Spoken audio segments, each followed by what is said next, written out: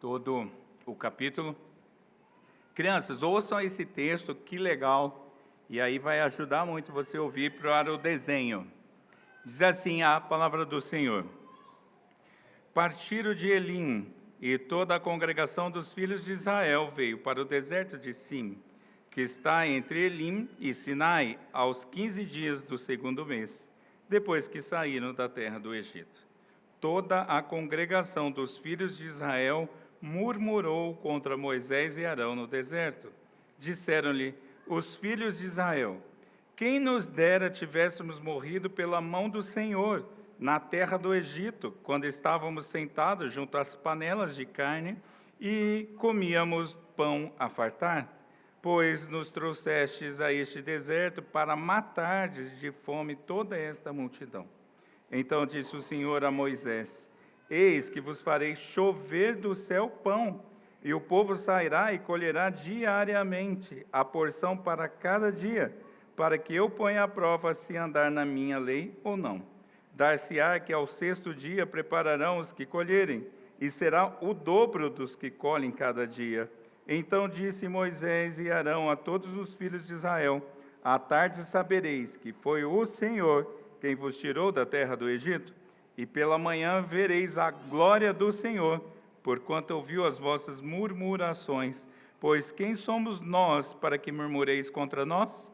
Prosseguiu Moisés: será isto quando o Senhor à tarde vos der carne para comer, e pela manhã pão que vos farte, porquanto o Senhor ouviu as vossas murmurações, com que vos queixais contra ele.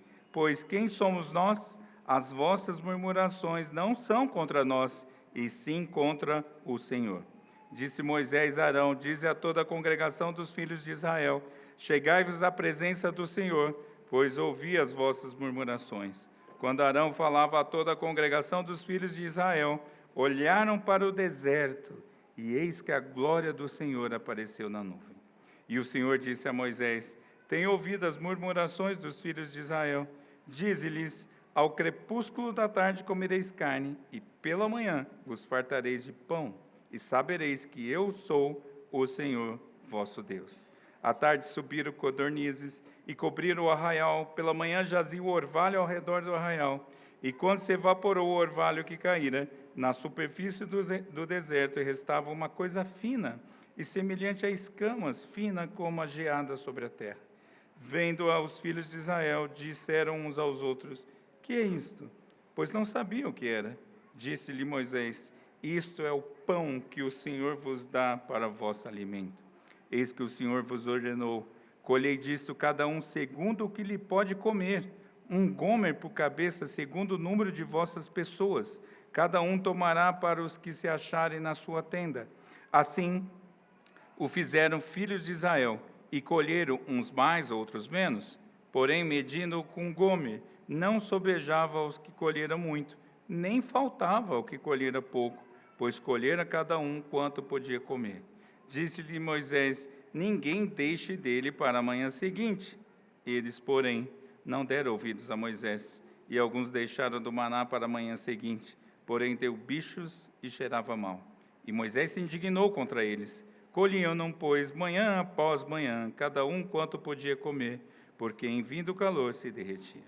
Ao sexto dia, colheram pão em dobro, 2 gômeres para cada um, e os principais da congregação vieram e contaram a Moisés. Respondeu-lhe este: isso é o que o Senhor disse o Senhor: amanhã é repouso, o santo sábado do Senhor. O que quiserdes cozer no forno, cozei-o, e o que quiser cozer em água, cozei-o em água. E tudo o que sobrar separai, guardando para a manhã seguinte. E guardaram até pela manhã seguinte, como Moisés ordenara, e não cheirou mal, nem deu bichos. Então disse Moisés: comei-o hoje, porquanto o sábado é do Senhor. Hoje não o achareis no campo.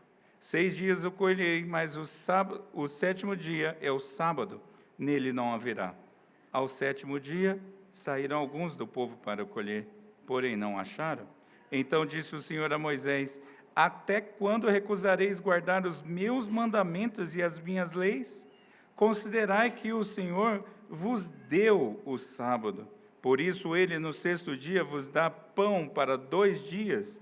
cada um fique onde está, ninguém saia do seu lugar no sétimo dia. Assim descansou o povo no sétimo dia. Deu-lhes a casa de Israel o nome de Maná, era como semente de coentro branco e o de sabor como bolos de mel. Disse Moisés: esta é a palavra que o Senhor ordenou, dele encherás um gome e guardarás para vossas gerações, para que veja o pão com que vos sustentei no deserto, quando vos tirei do Egito. Disse também Moisés a Arão: toma um vaso, mete nele um gomer cheio de maná, e coloca-o diante do Senhor, para guardar-se as vossas gerações. Como o Senhor ordenara a Moisés, assim Arão colocou diante do testemunho para guardar. E comeram os filhos de Israel maná 40 anos, até que entraram em terra habitada. Comeram maná até chegar aos limites da terra de Canaã. Gomer é a 10ª parte do efa. Vamos orar. Senhor Deus, pão da vida, estamos aqui para ser alimentados pelo Senhor e sabemos que assim seremos pela ação do Teu Santo Espírito. Oramos em nome de Jesus. Amém. Crianças, o desenho de hoje é bem legal, é mais diferente. Vocês vão fazer uma chuva de alimento, uma chuva de pão. Será que vocês já viram aquele desenho, chuva de hambúrguer? Não é? Pode fazer chover hambúrguer também, tudo bem. Não é? Porque nós vamos ver que o alimento, o pão da vida veio do céu. Então, crianças, chuva de pão. Quero ver bastante pão, de todo tipo de pão que vocês lembrarem. Quem tem mais de 40 anos vai lembrar do desenho do leão otimista chamado Lippe e da hiena Hard. Lembrou, né, Alex? Que era pessimista. O Hard, a hiena, era pessimista, mal-humorada, melancólica. E ela sempre falava assim, e era uma voz chatinha, né? Vida, azar, isso não vai dar certo. Ela repetia isso todas as vezes que tinha alguma história, né? E curioso que para esse espírito derrotista, esse espírito depressivo, deram o nome de síndrome de Hard. Quem fica com essa murmuração está experimentando a síndrome de Hard. O duro é que essa síndrome alcança muitos crentes, e isso não é de hoje. Nós vamos ver hoje que os hebreus estavam experimentando essa síndrome de Hard e como Deus tratou disso. Eu vou passar pela história e depois a gente vai para as aplicações. Fique com a sua Bíblia aberta e acompanhe os detalhes deste texto. Onde nós estamos aqui na história, todo o povo de Deus estava andando no deserto há pelo menos 1 mês e meio. Deus segue levando o seu povo do Egito para Canaã. É uma migração geográfica, mas é muito mais do que isso, meus irmãos. É a história da fé, a história da salvação. Isso é uma história espiritual. Deus está levando o seu povo da terra da escravidão para a liberdade, da morte para a vida. Só que parece que teve um probleminha. Estava acabando o alimento. 1 mês e meio, as provisões já deviam estar no fim e o povo já estava com fome. Bom, diante de um problema sério como esse, é realmente um problema sério, o povo deveria fazer o quê? Qual era a atitude correta? Bom, eles deviam chegar a Moisés e Arão, falar com Moisés e Arão como representantes de Deus e Moisés, Arão, falem com o Senhor. Qual é a solução para esse problema? Deveriam ter buscado a Deus. Mas eles continuam repetindo, céus, vida, azar, isso não vai dar certo. Eles ficam reclamando. E, meus irmãos, isso está acontecendo. Veja, capítulo 14, versículo 12, eles, antes de atravessar o mar, eles falam o quê? Melhor servir no Egito do que morrer no deserto. O texto da semana passada, capítulo 15, 24, eles, diante da sede, eles dizem o quê? Que haveremos de beber. E agora, toda a congregação, perceba esse detalhe, toda a congregação murmura. Aparece várias vezes a palavra murmuração aqui. Só que essa murmuração agora é mais pesada. Eles estão com uma visão míope. Eles dizem que era melhor no Egito com carne nas panelas e fartura de pão. Desde quando escravo tem isso? Isso é uma tolice, uma visão míope. Mas eles não param só aí, eles acusam. eles afirmam que todo o povo, foi levado para morrer de fome no deserto.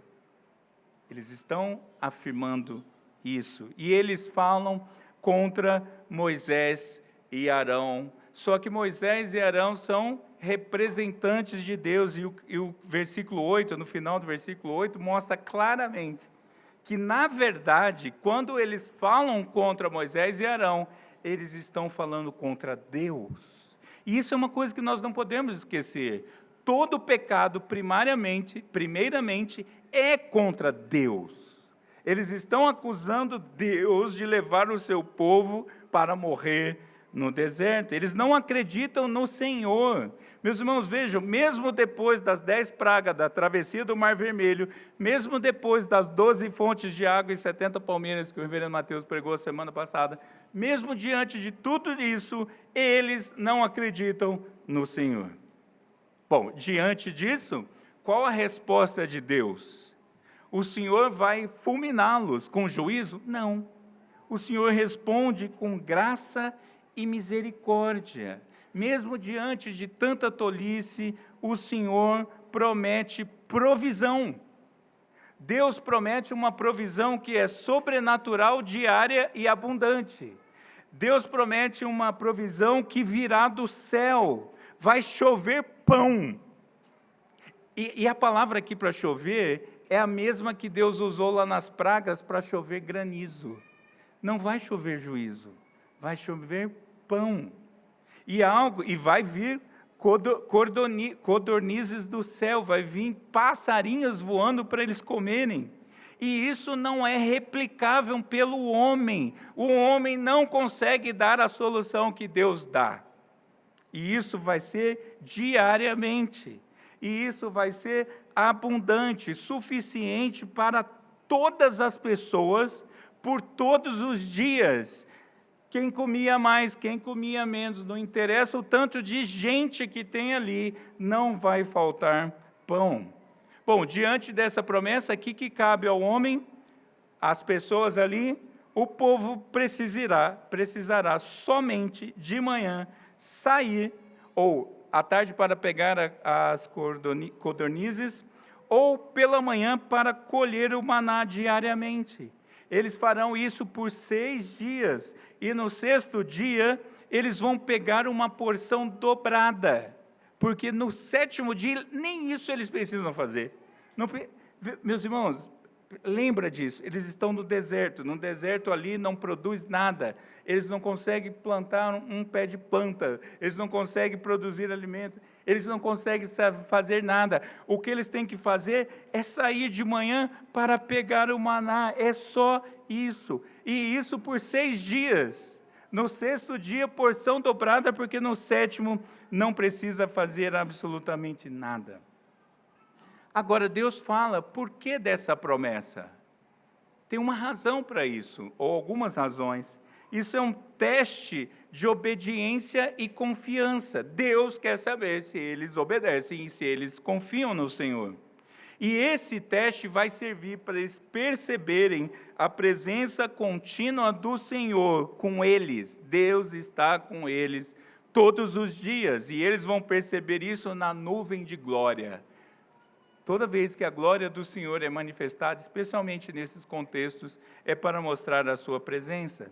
Mas também é para eles lembrarem do padrão do cuidado de Deus, um padrão que foi estabelecido no Éden.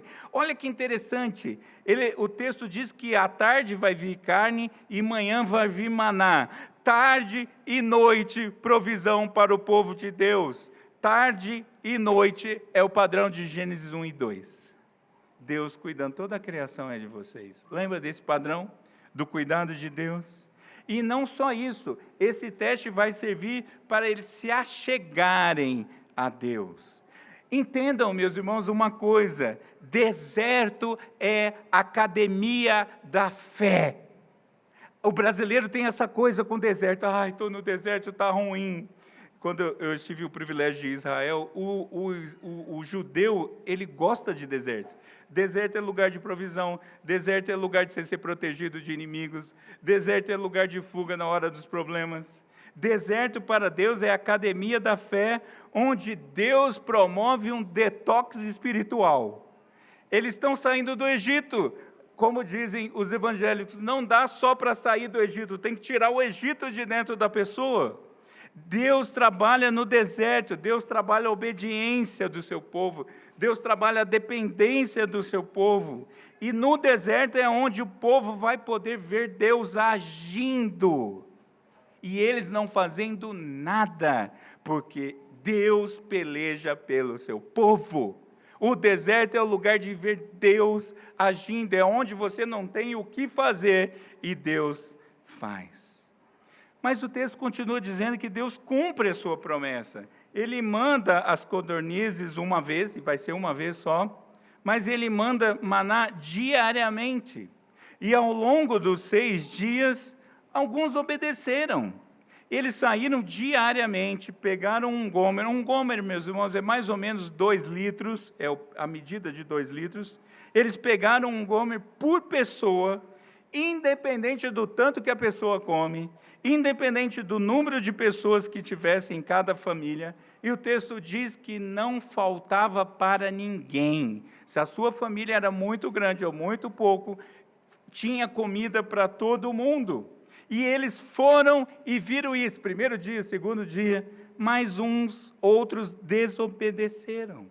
Alguns guardaram para o dia seguinte, e a ordem do Senhor é: pega somente para o dia, não precisa pegar nos primeiros 5 dias, pega só para o dia, mas alguns pegaram para o dia seguinte, e no dia seguinte foram lá todos sabidões, e o maná tinha dado bicho e apodreceu. E Moisés se desapontou profundamente. Mas no 6º dia, alguns obedeceram e confiaram no Senhor, e os que confiaram e os que obedeceram, experimentaram da abundância de Deus, porque eles podiam pegar 2 gomers naquele dia, 2 gômeres, e os que fizeram isso experimentaram do descanso. Meus irmãos, não era mais necessário trabalhar de sábado a sábado. No Egito eles eram escravos, no Egito eles tinham que trabalhar todo dia, no Egito eles trabalhavam que nem umas mulas, no Egito eles trabalhavam muito e comiam pouco, e agora eles só precisam trabalhar 6 dias, porque o 7º dia é o dia da liberdade. Aliás, o que eles pegassem, eles podiam cozinhar do jeito que vocês quiserem. Deus deixou essa possibilidade, do jeito que você quiser, cozinhado, assado, frito é uma invenção minha, né? Do jeito que vocês quiserem, pode pegar. Mas alguns desobedeceram. E eles saíram no 7º dia. E quando eles saíram no 7º dia, eles não acharam nada. Agora não foi só isso. Houve um desapontamento de Deus. O texto no versículo 29 diz, olha que coisa bonita, meus irmãos, diz que o Senhor vos deu. O Senhor deu aquele dia para eles descansarem. É bondade do Senhor. O 7º dia é um presente de Deus para o bem do povo. Descansem, se deleitem em família, lembre-se de mim. O Senhor criou o mundo em 6 dias e no 7º dia contemplou a sua própria criação. Agora o texto termina dizendo ali nos versículos 31 a 36. É curioso, o 31 a 36 é um resumo da história dado no futuro. Deus marcou a memória do povo, Deus estabeleceu ali, guarda um pouquinho, como um memorial, para lembrar de que Deus sustenta o seu povo no deserto, onde não tem nada. Deus sustenta, guarda isso para vocês lembrarem. O batismo é um memorial para nós lembrarmos que Deus salva o seu povo, que Ele sela o seu povo com o selo da aliança. A ceia do Senhor é um memorial para nós lembrarmos que Deus morreu na cruz e ressuscitou e nos deu vida. Um memorial, aqui não é um sacramento necessariamente, mas é uma lembrança que Deus cuida no deserto. Mas não é só isso, É um memorial para ensinar de geração em geração. Aquele manazinho guardado não ia estragar, porque era para as crianças verem aquilo e perguntarem para os pais: o que é isso? E eles iam falar: isso aqui é o maná, que veio do céu, geração em geração. Deus cuida do seu povo de geração em geração. Mas o versículo 35, ele é de uma beleza. Eu fiquei a semana toda olhando para o versículo 35, porque o texto diz que essa provisão do maná foi ininterrupta até eles entrarem na terra prometida. 40 anos, dia após dia, dia após dia. E Josué 5,12 faz referência a esse texto e diz que o maná foi até o dia antes de entrar na terra prometida. O dia que eles entraram na terra prometida já não tinha mais maná, porque a terra prometida era a terra do mel, do leite e mel. E o maná já dava um gostinho, ele tinha sabor de pão de mel. Era uma expectativa do que viria pela frente. E Deus, dia após dia, porque na terra prometida, é curioso que logo em seguida eles vão entrar na terra prometida, e na terra prometida eles vão receber os 10 mandamentos, e o 4º mandamento fala da expressão do amor de Deus. O 4º mandamento, aliás, toda a lei do Senhor é a expressão do amor de Deus. Amor a Deus sobre todas as coisas e amar ao próximo como a si mesmo. Mas o 4º mandamento é uma expressão do cuidado de Deus. A obediência do 4º mandamento é a expressão da dependência do cuidado amplo de Deus. Deus cuida de tudo. O 4º mandamento vai mostrar que Ele cuida da pessoa, Ele cuida da família, Ele cuida do servo, Ele cuida do animal, Ele cuida do estrangeiro. O 4º mandamento é para todo mundo. E eu já comentei isso uma vez, o judeu, ele realmente não conhece a Deus. Se você acha que o judeu conhece a Deus, até hoje ele faz isso. Você vai a Israel, você entra num hotel, o hotel funciona no sábado. Só que trabalha muçulmano, trabalha qualquer gente. O judeu não trabalha, porque tem que guardar o 7º dia, né? Mas ele põe outro para trabalhar para ele. Mas o 4º mandamento fala que nem os animais, nem o estrangeiro trabalharia. Porque é para contemplar o Senhor. Que história, meus irmãos! Que história fantástica! Só que essa não é uma história para a gente só ficar contando para as crianças. Claro, contem essa história muitas vezes, mas ela não é uma historinha. Ela é a história da salvação. Essa história é para mim e para você hoje. Deus continua esta obra de levar o seu povo da terra da escravidão para a terra prometida. Nós estamos na terra da escravidão, nós estamos sendo levados para a nova terra. Nós não vamos morar no céu, meus irmãos. Talvez você não tinha lembrado disso. Nós não vamos morar no céu para todo sempre. Nós vamos ficar no céu até a volta de Jesus e vamos viver com Jesus na nova terra. Deus está levando o seu povo desta terra caída para esta terra que vai ser refeita, chamada nova terra. Essa é a nossa história. Deus está nos levando, nós somos peregrinos. Por isso que a gente canta, peregrinando por todo o monte, acho que é assim. Peregrinando para a nova terra. Só que, infelizmente, a síndrome de Hard pega os crentes. Tem gente que esquece da presença pessoal e constante de Deus. Tem gente que prefere as ofertas do mundo e os prazeres da velha vida. Ai, como era bom viver a velha vida antes de ser crente. Esse negócio de cumprir regrinha é tolice. A gente pode fazer o que quiser. Viva a vida. E pior ainda, do meu humilde ponto de vista, tem gente que vive na incredulidade, como se Deus não existisse.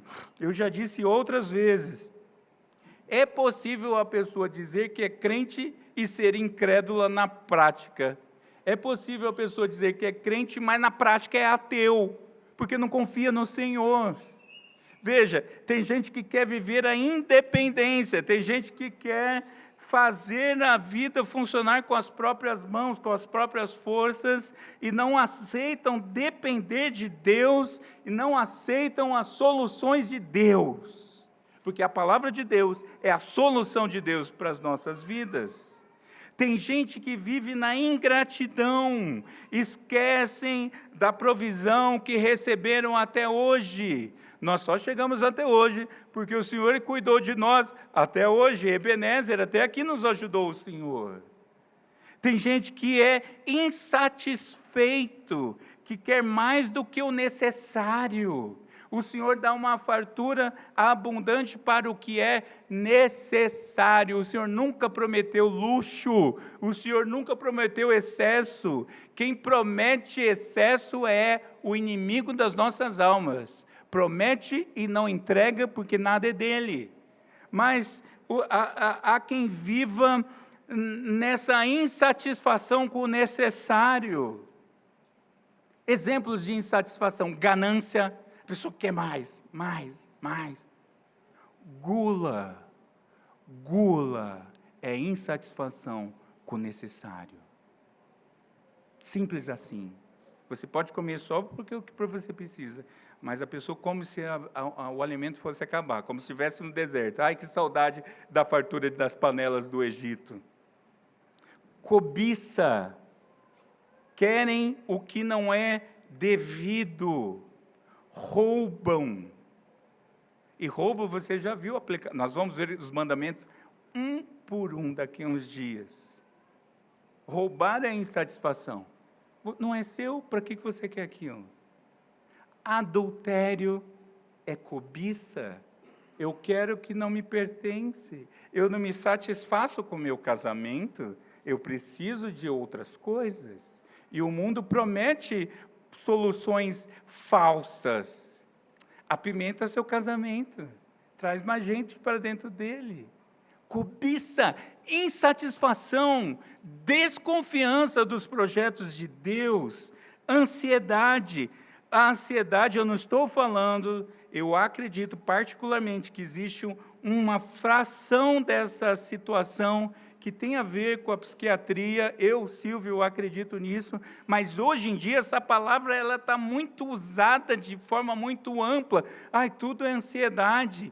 Não é. Ansiedade, dessa que eu estou falando, é não confiar no padrão cuidadoso e amoroso estabelecido por Deus. Deus estabeleceu um jeito de viver e esse jeito é bom. Quando eu não creio no padrão de Deus, eu vivo inquieto. Isso toma o meu coração quanto ao que comer, beber, vestir. A conta vai vencer daqui a um mês, pastor, eu estou preocupado como eu vou pagar. Ué, você está fazendo tudo certo, então o que você está preocupado? Avareza. Avareza é guardar para o futuro, confiando na própria gestão. Eu não estou falando contra a sabedoria de gerir bem os recursos para, enfim, manter a sua vida conforme a sabedoria de Deus. Eu estou falando de confiar na própria gestão. E ele guarda para o dia seguinte, no dia seguinte ele não usa, porque vai que falta, no outro dia ele não usa, porque vai que falta. Isso é avareza. É não confiar na provisão de Deus. Mas nós precisamos lembrar de quem é o nosso Deus. O nosso Deus é o Deus da provisão. É o Deus da provisão sobrenatural ainda hoje. E isso significa que nós vivemos confiantemente no Senhor. Ou, em outra palavra, nós vivemos pela fé. O justo viverá pela fé. Por isso que nós podemos dizer hoje, não só de pão viverá um homem, mas de toda a palavra que procede da boca de Deus. Cristo foi tentado nisso. Está com fome, Jesus? Fala para as pedras, elas se transformam, pedra em pão. E Cristo diz, não só de pão viverá um homem.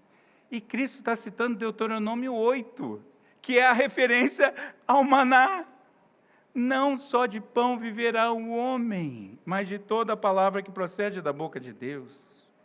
Mas nós temos que também termos contentamento com a provisão diária.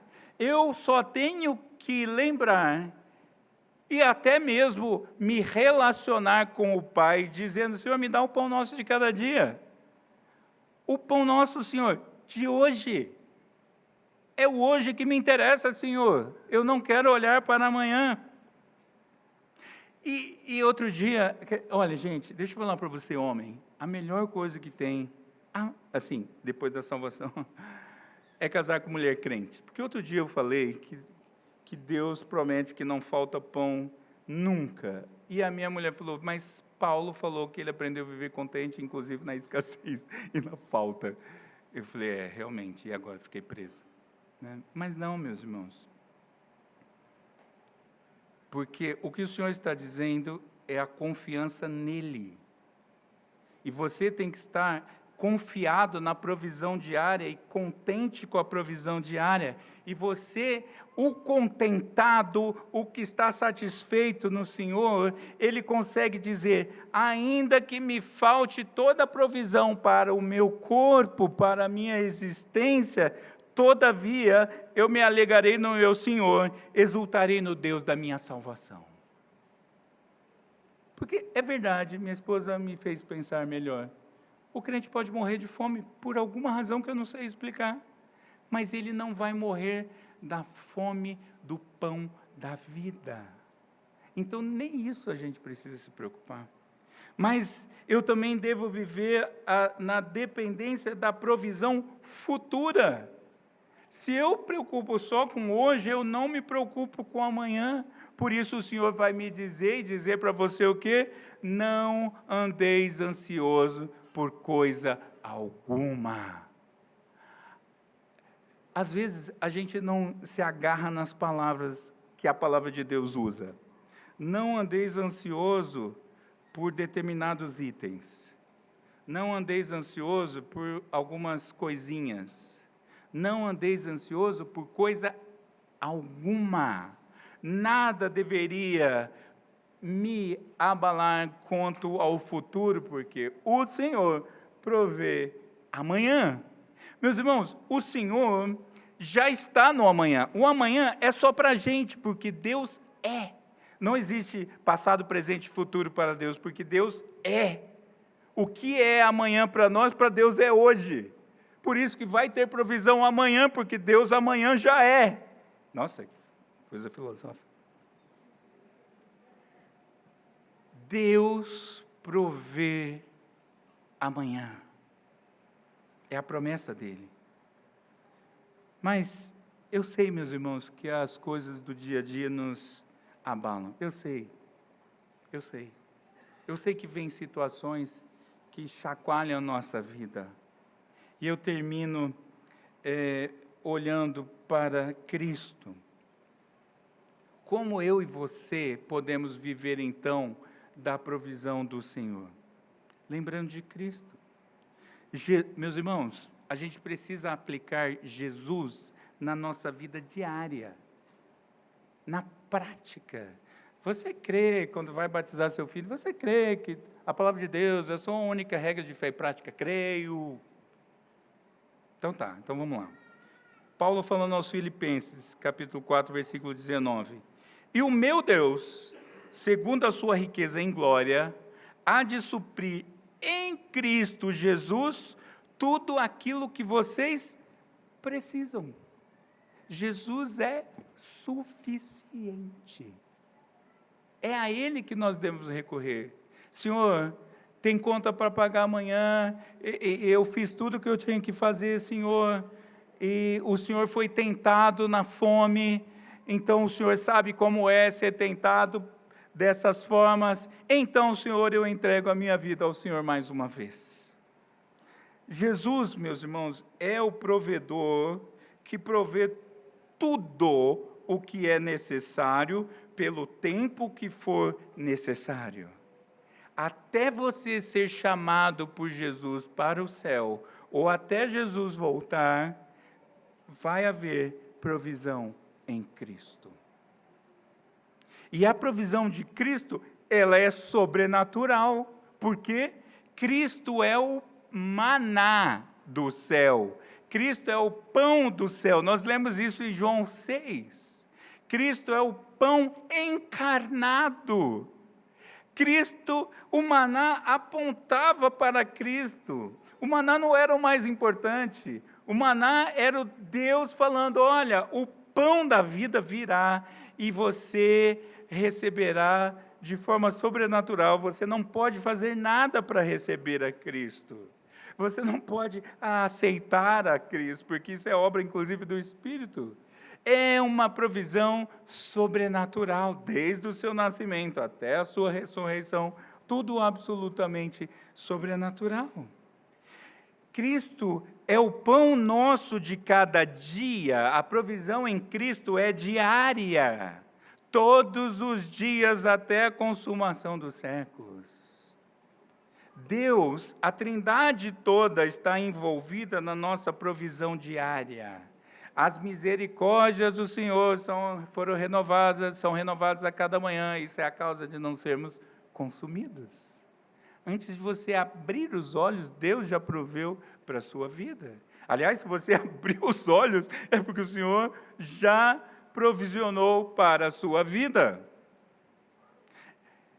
E o Senhor, antes de ir, falou, olha, eu vou voltar, mas para que vocês não se sintam órfãos, para que vocês não se sintam sem a minha provisão, eu vou, e quando eu for, virá o Espírito Santo para habitar em vocês. Nós somos habitados por Deus diariamente, porque Ele não sai de nós. Nós não perdemos a salvação. Diariamente, Deus continua conosco. Mas a provisão de Cristo, ela é sobrenatural, ela é diária e ela é abundante. O pão presente, o maná do céu, vai estar conosco até a consumação dos séculos. E olha que conexão fantástica com o segundo sacramento, o sacramento da ceia do Senhor. Jesus diz, esse pão é o meu corpo, que é dado por vocês, até que eu venha. Paulo falando, até que ele venha. Até que Jesus venha, o pão do Senhor está dado por nós. Toda a provisão vem do Senhor. Como que está a sua vida? Fala a verdade. O que está te afligindo? É o hoje? Você está com saudade do passado? É o amanhã? E eu termino com uma orientação bíblica para você. Nós temos o privilégio não só de ver o Senhor, mas de desfrutar do Senhor. Primeira pergunta do catecismo: qual a sua razão de ser? Adorar a Deus e desfrutá-lo para sempre. Experimentar do Senhor para sempre. Se deleitar no Senhor para sempre. Salmo 34, versículos 8 e 9, e eu vou ler 2 textos para encerrar. Salmo 34. Provem e vejam que o Senhor é bom. Provem e vejam que o Senhor é bom. Bem-aventurado é quem nele se refugiam. Temam o Senhor, vocês que são seus santos, pois nada faltam aos que o temem. O salmista sabia disso. Vejam quem é o seu Senhor. Testem o Senhor. E não é um teste abusado, não é um teste de gente incrédula. Quando o Senhor fala, ó, me experimenta, testa, experimenta, confia. Confia, Senhor, olha, eu vou dar o famoso passo de fé. Eu vou confiar na sua palavra. Eu não vou temer. Experimentem. Agora, eu quero ler o último texto, que é Isaías 58, versículos 13 e 14. Meus irmãos, se deleitem em cada palavra do Senhor. Se vigiarem os seus pés, para não profanarem o sábado, se deixarem de cuidar dos seus próprios interesses no meu santo dia, se chamarem ao sábado de meu prazer e santo dia do Senhor, digno de honra, se guardarem o sábado, não seguindo os seus próprios caminhos, não pretendendo fazer a sua própria vontade, nem falando palavras vãs, se fizerem tudo isso, versículo 14, então vocês terão no Senhor a sua fonte de alegria. O Senhor é a nossa fonte de alegria. Eu os farei cavalgar sobre os altos da terra e os sustentarei com a herança de Jacó, seu pai, porque a boca do Senhor o disse. Deus disse que cuida do seu povo. Deus não mente. Deus cuida do seu povo. Nós vivemos o sábado do Senhor, nós vivemos o domingo, porque o Senhor, então, muda do sábado da semana para o primeiro dia da semana. E hoje é o dia do Senhor. Meus irmãos, nós não somos chatos para ficar falando, vem para a igreja, cuida do dia do Senhor. Não é chatice, é deleite. Não se preocupe com amanhã. Desfrute do Senhor. Para que você vai estudar? Se você não estudou durante os dias da semana para fazer a prova amanhã, não é hoje que você vai estudar, meu caro aluno. Se você cai na armadilha dos concurseiros que diz, no domingo estude, porque se você não estudar, tem outro estudando e ele vai tomar a sua vaga. O outro é problema dele, você é do Senhor. Você nem se preocupa com o dia da manhã no domingo, no dia do Senhor. Porque você se deleita na presença do Senhor. Que o Senhor nos avive essas verdades. Eu não sei como eu vou viver amanhã. Eu também não, mas eu sei que o Senhor cuidará de mim. Eu não sei como eu vou fazer para criar meus filhos até o futuro. Eu também não sei, mas o Senhor vai cuidar de mim. Eu não sei como vai acontecer tal coisa amanhã, nem quero saber, porque o Senhor sabe e o Senhor cuida. Que você saia aqui dessa manhã animado, alimentado com o pão da vida, sobrenatural, diário e abundante. Vamos orar. Querido Deus, obrigado pelo pão do céu, Cristo Jesus, o nosso Senhor. Obrigado pelo alimento que não falta aos nossos corações e, quiçá, não falta à nossa boca. Louvado e bendito seja o seu nome. Dá-nos um coração confiado e descansado nas tuas santas e benditas promessas. Oramos em nome do nosso provedor, Jesus Cristo, o Senhor. Vamos